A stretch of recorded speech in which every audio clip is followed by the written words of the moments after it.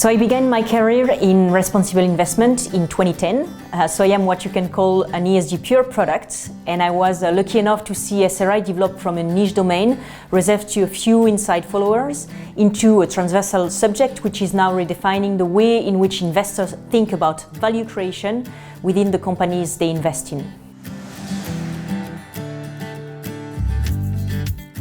A little like with SRI, I started my career focusing on governance, and I have since specialized in environmental issues over the past few years, particularly climate change.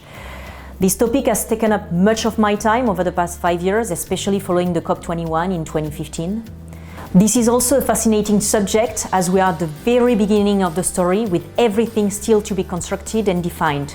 Risk analysis models will soon integrate climate scenarios. Valuation models will have to take the carbon question into account, either in the simpler form of additional cost incurred or through more sophisticated mechanism involving scenario combining political issues, technological progress, and adjusted growth forecasts. We are just at the very beginning of climate integration into the financial sphere. And the climate question is relatively straightforward to analyze and model compared to the next big issue that companies and investors are going to have to integrate, which is biodiversity.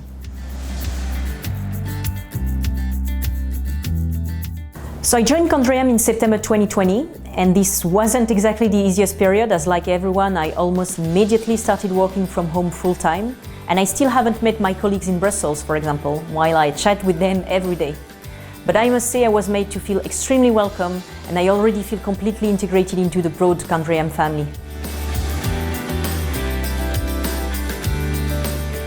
For several reasons, but mainly for its human values. Such values are extremely important. Candriam has succeeded in developing SRI and maintaining a leading position. This requires deep-rooted beliefs and conviction.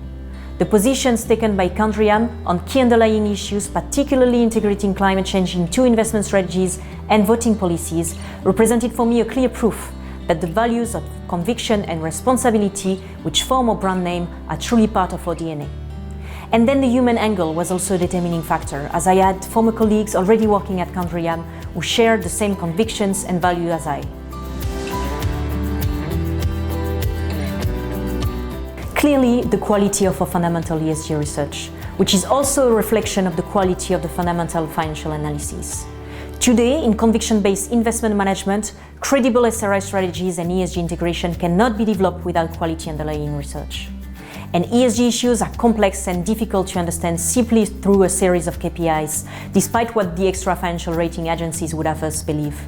To truly integrate ESG, providing value to investment process requires analysts and quality ESG research. Candriam currently undoubtedly has one of the best teams in the marketplace, objectively speaking, of course. My energy, low carbon, of course, enthusiasm and conviction, but like any other member of our ESG team. In addition, I hope to be able to contribute some of my expertise on environmental issues, on climate change of course, and also in biodiversity, which is a subject we are starting to work on seriously. Client demands on these subjects are becoming increasingly sophisticated, and we need to develop the right tools and partnerships in order to maintain our position as leader. Of course, I believe that ESG will continue developing, even faster.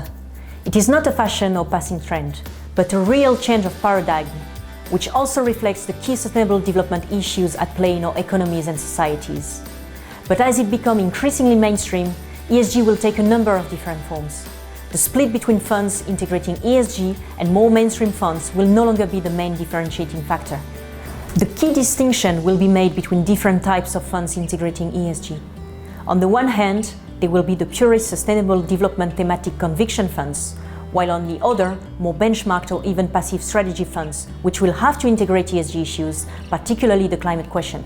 The notion of impact investing or positive contribution will also continue to develop, which will enable purer SRI strategies to stand out by offering their clients both financial and impact returns. Clients, notably the younger generation, require a greater sense of meaning from their investments. The capacity to analyze and maximize their social contribution will be a key advantage for conviction-based investment managers. It is not a coincidence that Candriam and SRI are almost the same age, or at least both part of the same generation. They understand each other and combine perfectly, and I hope I can contribute to continue make them grow together.